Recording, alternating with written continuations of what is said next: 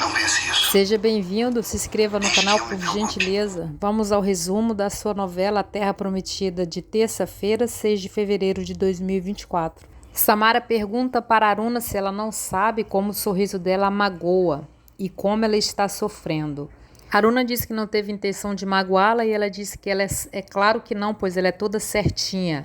A chama de falsa e diz que ela roubou Josué dela. Aruna diz que não roubou. Os dois se amam e aconteceu. Samara parte para cima de Aruna dizendo que ela vai ver o que vai acontecer com a cara dela. Leia segura Samara e diz que tem que manter a paz dentro daquela tenda. Quando Aruna disse que estava na tenda de Josué, Samara disse que quem tinha que estar lá era ela. Leia disse para Aruna não ficar tanto tempo na tenda dela, pois tem suas obrigações. Ela disse que já deixou tudo pronto antes de ir. Descontrolada, Samara grita perguntando por que ela tem que ser tão certinha. Leia pede que Aruna durma no celeiro, pois Samara precisa de um pouco de solidão para se acalmar. Camir fala para Yusuf que a vinda e a fuga dos espiões de Josué veio bem a calhar, para servir de álibis como mandantes do atentado contra Durgal. Aruna chega no celeiro e encontra Tirda, e as duas conversam. Enquanto Tirda diz que o marido dela não toma banho, não tem modos na mesa, é uma pedra a ser lapidada. Aruna disse que nunca pensou que fosse amar alguém tanto assim, e só pensar em casar com Josué, seus problemas já não têm importância. E ela agradece a Deus porque ele gosta de tomar banho. Durgal se revolta e diz que não vai ficar assim. Ele pede que redobre a vigilância, pois eles vão voltar, e eles querem estar preparados para esmagar Josué e o exército de Israel. O arauto acorda e escuta Camir falar para Ravena que o plano foi bom e que o imbecil do seu irmão tem que morrer o quanto antes. Ele diz também para Ravena que o arauto jurou lealdade para ele, e assim que ele ficar bom, volte para o quarto do rei, pois pode servir de alguma coisa. De volta à sua tenda, Salmo percebe que Raabe e sua família foram embora e levaram seus pertences. Melquias diz que eles têm que falar com Josué. Salmo diz que é claro, mas está preocupado com eles, pode ter acontecido alguma coisa. Inês e Eleazar visitam Raabe e sua família e explicam do zelo que Deus tem com o seu povo. Raabe diz: quanto mais aprendo sobre Deus, mais força e esperança eu tenho. Grandes são as dificuldades, mas a minha fé me sustenta. Traz a paz que eu preciso para seguir em frente. Aruna e Tirda dizem que gostaram de dormir no celeiro, pois lá é silencioso, pois tanto Aruna como Raniel roncam. Tirda diz que gostou de conversar com a Aruna e ela diz que ela está disposta a conversar e ouvi-la sempre que ela precisar. Josué pergunta por que os espiões voltaram tão cedo. Salmo diz que eles foram descobertos. Josué diz que é uma pena, pois sem as informações eles não podem avançar. E Caleb pergunta o que aconteceu. Salmo começa a contar a história. No primeiro vacilo de Melquias, Josué diz que ele agiu mal. E Caleb reforça dizendo que toda a missão ficou comprometida com essa falha inicial. Salmo continua contando a história e no segundo vacilo de Melquias, Josué diz que diante do que aconteceu eles fizeram bem em voltar. Já Caleb diz para ele que ele se saiu muito mal e por pouco eles escaparam. Josué concorda, diz que ele colocou os dois em risco 2 vezes em pouquíssimo tempo e que não dará tão cedo uma oportunidade dele agir como espião. Melquias diz que eles não estão reconhecendo o que ele se arriscou. Josué diz claro que sim, ele se arriscou até mais do que devia. Para vencer uma guerra, tem que aprender a ter equilíbrio e ser cuidadoso. A atuação dele foi no mínimo desastrosa. E dispensa os dois. Josué fala que mesmo assim foi bom saber que o exército de Ai passa por dificuldades.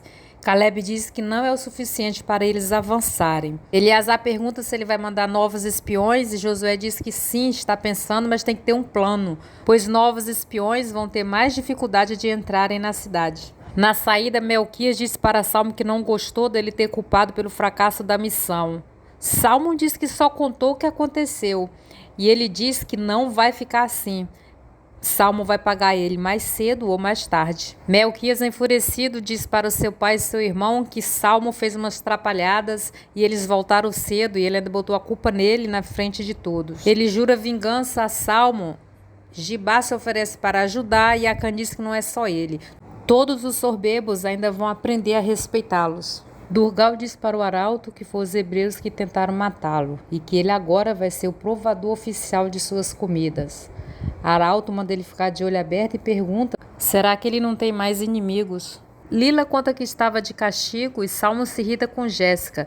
Ele diz que ela não tem direito sobre a menina. Eles discutem e ele diz que com certeza Rabi ia esperar por ele. Só foi embora porque quer ficar longe de pessoas como Jéssica. Ele pede que Lila saia para brincar, pois ele quer ter uma conversa muito séria com ela. Durgal diz que sentiu falta de Melina. Camille diz que ela está muito ocupada fazendo os preparativos do casamento. Ele não vê a hora de contar logo com Yusuf como membro da família. Melina pede licença ao soberano e diz que vai cuidar da prova do vestido de núpcia. No corredor, ela diz para a serva que esse casamento não vai acontecer. Se o pai dela pensa que ela se dobrou, está muito enganado. Ela vai fugir. No dia do casamento, ela vai estar bem longe. Salmo pergunta a Jéssica como ela pensa em casar com ele se ela não considera as pessoas que ele estima. Diz que eles estão brigando há muito tempo e que eles têm visão diferentes. Pensamentos diferentes. Eles não são adequados um para o outro. Ele diz, sinto muito, mas nosso namoro termina aqui. Melquias se queixa de Salmo para Iru. Iru diz que ele pelo menos foi a 2 grandes missões. E ele ganhou para ir e não foi porque se feriu. E de lá para cá nunca mais teve chances e nem o pai dele confia nele. Como ele vai provar o valor dele e ser um grande militar? Melquias diz que só tem um jeito, ele tem que fazer uma coisa grande, tipo matar o rei de Ai.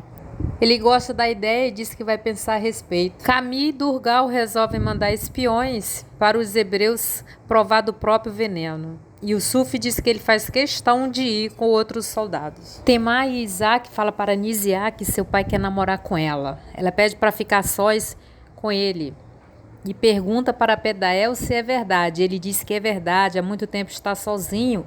E ela pergunta por que ele quer namorar com ela, já que ninguém quer, pois ela é esquisita.